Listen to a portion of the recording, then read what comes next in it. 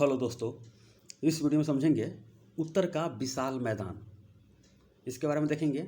आज ये टॉपिक है भावर प्रदेश, तराई प्रदेश, खादर हो, बांगर, रेह या डेल्टा के बारे में समझेंगे और यह क्लास नंबर 4 है।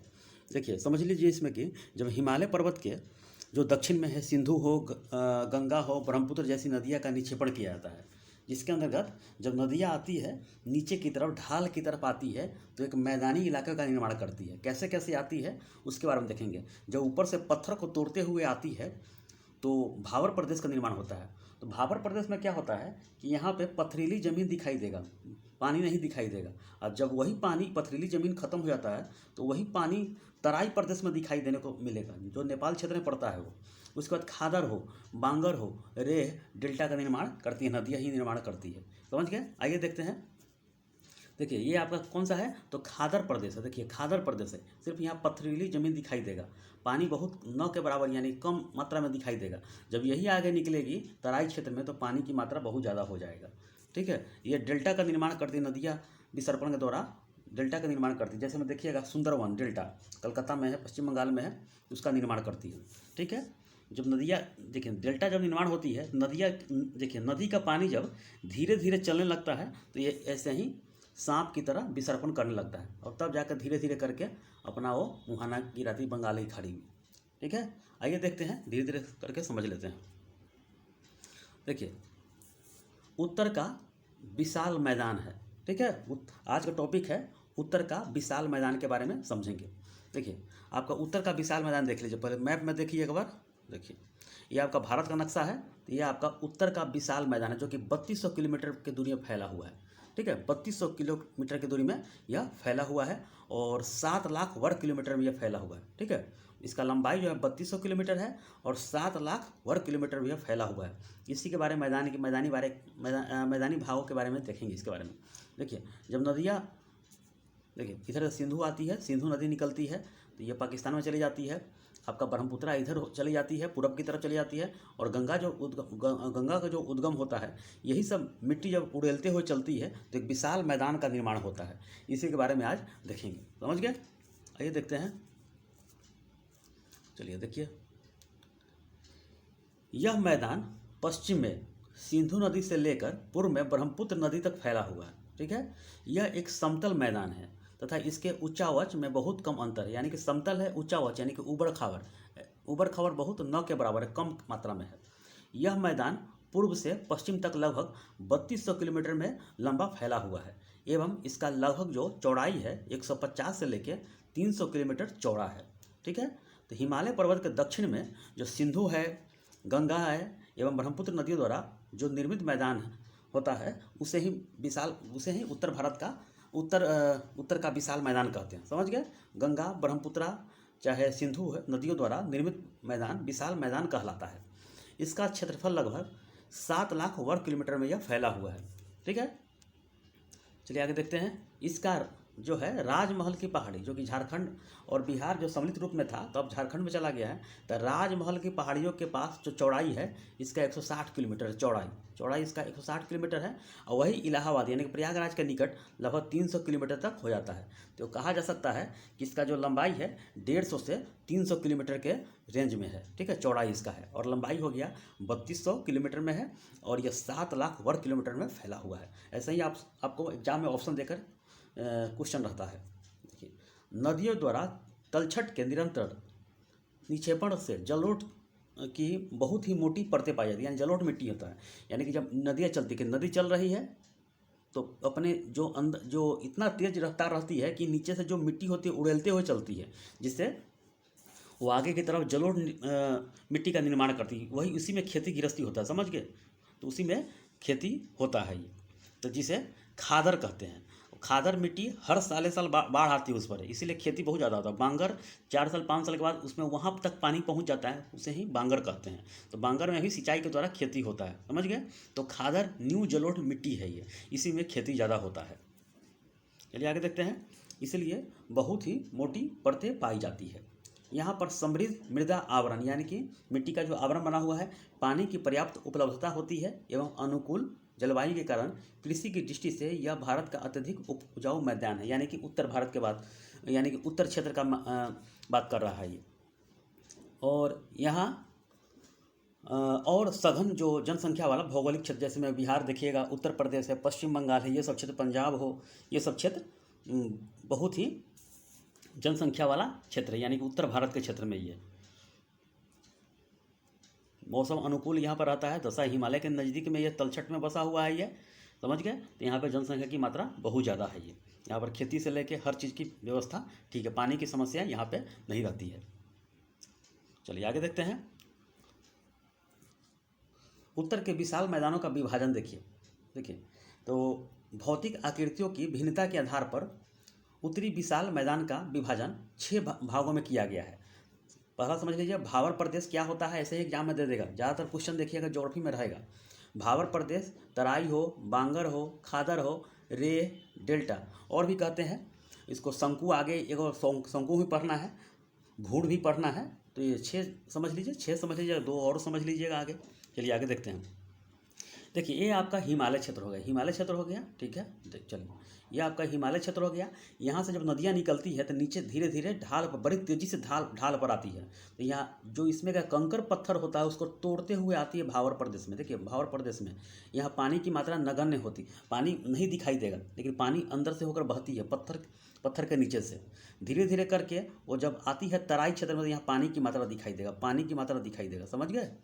पानी की मात्रा दिखाई देगा। उसके बाद जब आगे चलती है मैदानी इलाका में, धीरे धीरे मोटी लेयर करके चलती है मिट्टी बनाते हुए, तो भागर प्रदेश होता है, समझ गए। खादर प्रदेश होता है। उसका बांगर जो होता है, देखिए आपका जो, देखिए समझ लीजिए, यहाँ ऊपर मैं आपको समझा रहा हूँ। देखिए ये आपका खादर प्रदेश हो गया, ठीक है। इसके ऊपर नदी चलती है, नदी के पानी चलती है। उसके ऊपर देखिएगा तो बांगर प्रदेश होगा, बांगर, जो यहाँ पे ज़्यादा पानी की रफ्तार तेज हो जाती है, यहाँ तक भी पानी पहुँच जाती है।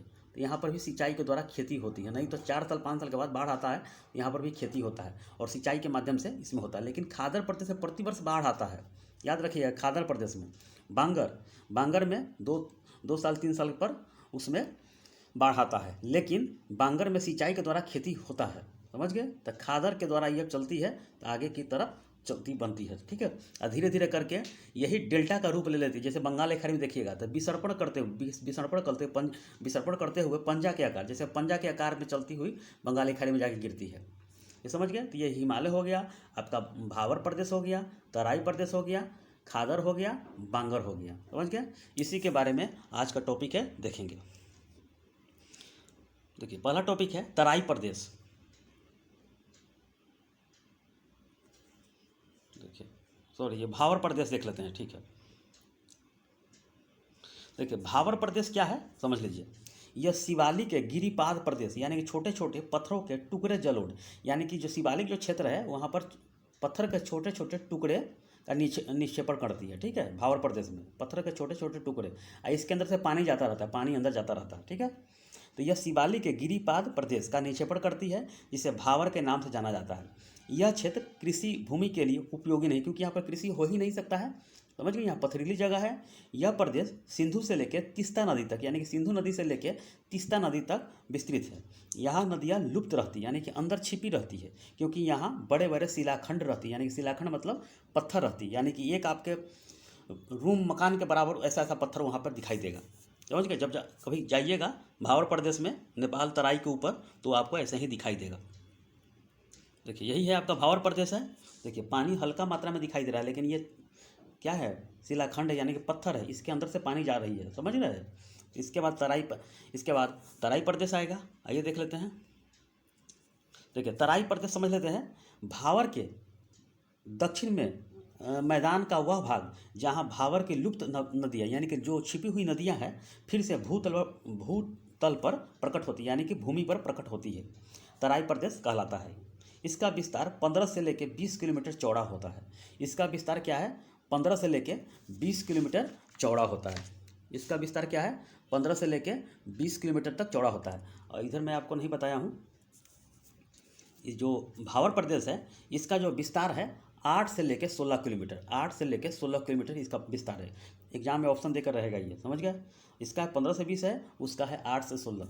भावर प्रदेश का 8 से 16, तराई का कितना है 15 से 20 किलोमीटर चौड़ा है। यहाँ पर अधिकांश भाग दलदल होता है, दलदल होता है क्योंकि पानी की मात्रा बहुत ज़्यादा यहाँ पर होती है। इसी कारण यहाँ घने वन होता है एवं विभिन्न प्रकार के वन्य प्राणी पाए जाते हैं। किंतु अब साफ करके कृषि फॉर्म बनाया जा रहा है क्योंकि यहाँ पर कृषि भी खेती हो रहा है। यहाँ पर मच्छरों का ज़्यादा प्रकोप रहेगा। देखिएगा जंगल झाड़ी, क्योंकि यहाँ पर देखिएगा नेपाल में राष्ट्रीय उद्यान वहाँ का है, जो लोकल जो वन है बहुत ज़्यादा क्षेत्र वहाँ पर बढ़ गया है, इसीलिए तराई क्षेत्र में है। यहाँ मच्छर का प्रकोप देखिए, मलेरिया रोग से बहुत ज़्यादा समस्या वहाँ पर रहता है ये नेपाल क्षेत्र में, तराई क्षेत्र में। लेकिन बहुत ही साफ़ सुथरा जगह है, तराई क्षेत्र है, पानी की मात्रा बहुत ज़्यादा रहेगा, यानी कि एक ही जगह जमा रहेगा और धीरे धीरे करके नदियों के माध्यम से निकलेगा वहाँ पर। समझ गए, तराई क्षेत्र देख लिए। देखिए तराई क्षेत्र है यही, कितना देखिए जंगल की तरह एकदम ये आपको नज़र आ रहा है, ठीक है, यही तराई क्षेत्र का मैप है। देखिए कोप प्रदेश, कोप प्रदेश के अंतर्गत ही खादर और बांगर मिट्टी आता है, या प्रदेश आता है, ठीक है। आगे जब मिट्टी के चैप्टर बताऊंगा तो आपको बता दूंगा खादर मिट्टी क्या होता है। ऐसा ही है, मैं बता दिया हूँ, वैसा ही ये भी टॉपिक है, तो आगे बताएंगे उसके बारे में और भी। देखिए कोप प्रदेश क्या होता है, कोप रेत की कम मात्रा रखने वाली सख्त चिकनी मिट्टी की भांति होती है, यानी कि सख्त चिकनी मिट्टी की भांति होती है। इस कोप को गंगा की कोप भी कहते हैं। इस मिट्टी को दो भागों में वर्गीकृत किया गया है, यानी कि बांटा गया है, खादर मिट्टी और बांगर मिट्टी, या खादर प्रदेश या बांगर प्रदेश भी बोल सकते हैं इसको, खादर मिट्टी प्रदेश भी बोलते हैं इसको। तो खादर प्रदेश वह निचला भाग है जहाँ पे नदियों का पानी प्रतिवर्ष पहुँचता है, यानी नदियों का पानी जब नदियाँ आती है तराई से आगे तो प्रतिवर्ष यहाँ पहुँचता है, ठीक है। इसे नदियों का बाढ़ का मैदान या कछारी प्रदेश भी कहते हैं, यानी खादर को कछारी प्रदेश भी बोलते हैं। यहाँ प्रतिवर्ष बाढ़ आने से मिट्टी नवीन जलोढ़ मिट्टी रहती है, यानी कि नया नया मिट्टी आती रहती है और खेती बहुत ही अच्छा होता है यहाँ पर। इसका रंग हल्का एवं बालू और कंकड़ युक्त होता है, हल्का हल्का होता है, बालू और कंकड़ युक्त होता है, लेकिन यहाँ पे खेती ज़बरदस्त होती है। समझ गए, देखिए यहाँ पे मैं समझा रहा हूँ। देखिए यहाँ पे नदी आ रही है, ये आपका भावर प्रदेश होगा, पथरीला जगह हो गया, इसके नीचे तराई प्रदेश है, और देखिए ये आपका खादर हो गया, ठीक है, और ऊपर हो गया बांगर हो गया। ऐसे ही मिट्टी को डिनोटेड किया गया है। चलिए देखिए आगे देखते हैं। बांगर प्रदेश उत्तरीय मैदान का सबसे विशालतम भाग पुराने जलोढ़ मिट्टी से बना है। इस मैदान के अधिक ऊंचा होने के कारण यहाँ नदियाँ के बाढ़ के पानी नहीं पहुँच पाता है। मैंने बताया है कि 3 से 4 साल के बाद यहाँ पर पहुँचती है, जब बाढ़ ज़्यादा आता है तो। अतः यहाँ पुरानी कॉप मिट्टी ही पाई जाती है, जिनका निर्माण कार्य मध्य से लेकर अपर प्लेस्टोसीन युग का माना जाता है। ये जब युग है, युग के बारे में मैं बताऊँगा, उसके बारे में आगे बताऊँ, लास्ट चैप्टर में बताऊँगा। इस मैदान को स्थानीय भागों में कंकर कहा जाता है। इस क्षेत्र की मिट्टी में चूनेदार निक्षेप पाया जाता है। इसमें सिंचाई के द्वारा खेती काफ़ी होता है इसमें। समझ गया, चलिए आगे देखते हैं। ये आपका ऊपर वाला बांगर हो गया, नीचे वाला खादर हो गया। समझ गए, चलिए अब आगे देखते हैं। रेह मिट्टी या रेह प्रदेश बोलिए। तब बांगर मिट्टी के क्षेत्रों में जहाँ सिंचाई की अधिकता होती है, वहीं पर कहीं कहीं एक नमकीन परत या सफ़ेद परत बिछी होती है, यानी कि जो बांगर होती है वहाँ पे जो ज़्यादा सिंचाई होने लगती है, कुआं हो नलकूप के माध्यम से, तो यहाँ पे सफ़ेद परत की जो नमकीन परत बिछी रहती है मिट्टी के ऊपर, उसे ही रेह मिट्टी कहते हैं, या इसे कलहर मिट्टी कहते हैं। यह यूपी, हरियाणा या पंजाब के शुष्क भागों में पाया जाता है। अब आगे देखिए, डेल्टा के बारे में समझते हैं। गंगा एवं ब्रह्मपुत्र नदियों ने अपने मुहानों के निकट विशाल डेल्टा का निर्माण किया, यानी कि जब नदियाँ गिरने वाली होती है अपने मुहाना में, यानी कि बंगाल की खाड़ी में, तो ऐसे ही पंजा आकार के बना लेती है, यानी कि पानी बंगाल की खाड़ी में गिरने से पहले धीरे धीरे करके उसमें पहुंच जाती है। तो जो भारत एवं बांग्लादेश में विस्तृत है, गंगा का डेल्टा राजमहल की पहाड़ियों से लेकर सुंदरवन के किनारे तक 430 किलोमीटर की लंबाई में फैला हुआ है। इस डेल्टा का पुराना भाग भारत में और नया भाग बांग्लादेश में मौजूद है। समझ गए, यही आपका डेल्टा मैदान हो गया। देखिए ये डेल्टा हो गया और जाके अपने मुहाना में जाके गिर जाएगी, मुहाना में जाके। चलिए आगे देखते हैं। अब एक है एक्स्ट्रा चीज़ है, शंकु है। कौन से बोलते हैं, मैथ में पढ़ाई होता है, लेकिन ये शंकु अलग है। ये उत्तर के विशाल मैदान में नदियों के निक्षेपण के परिणाम स्वरूप जलोढ़ पंख अथवा शंकु या अंतः शंकुओं का निर्माण होता है। हिमालय की घाघरा नदी को छोड़कर शेष सभी नदियाँ ने जलोढ़ शंकुओं का निर्माण किया है। इन शंकुओं का आधार दक्षिण में मैदान की तरफ तथा शीर्ष से पहाड़ियों के विकास बिंदु की तरफ होता है। इन्हीं से शंकुपाद मैदानों का निर्माण होता है।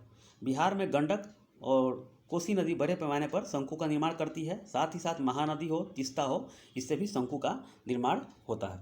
समझ गए? तो ये जलोढ़ पंख के द्वारा ही इसका निर्माण होता है। अब देखिए, अब समझते हैं भूड़। ये क्या होता है? तो बांगर प्रदेश के कुछ भागों में अपक्षय के कारण ऊपर की मुलायम मिट्टी नष्ट हो जाती है बांगर प्रदेश में, और वहाँ अब कंकरीली भूमि मिलती है। ऐसी भूमि को भूड़ बोलते हैं। बांगर प्रदेश में गंगा तथा रामगंगा नदियों के प्रवाह क्षेत्र में भूड़ का जमाव मुरादाबाद एवं बिजनौर, जो उत्तर प्रदेश का जिला है, विशेष रूप से वहाँ पर मिलता है। यह बालू के ढेर है जो प्राचीन काल में जल के बहाव से बना हुआ था। तो आपका ये उत्तर का विशाल मैदान खत्म हो गया, जिसमें भावर हो, तराई, बांगर, खादर, रेह, भूड़, डेल्टा, शंकु को मैंने बता दिया है। अब इसको प्रादेशिक जो बांटा गया है, इसके बारे में अगला टॉपिक समझेंगे। समझ गए? तो आपका ये टॉपिक ख़त्म हो गया है।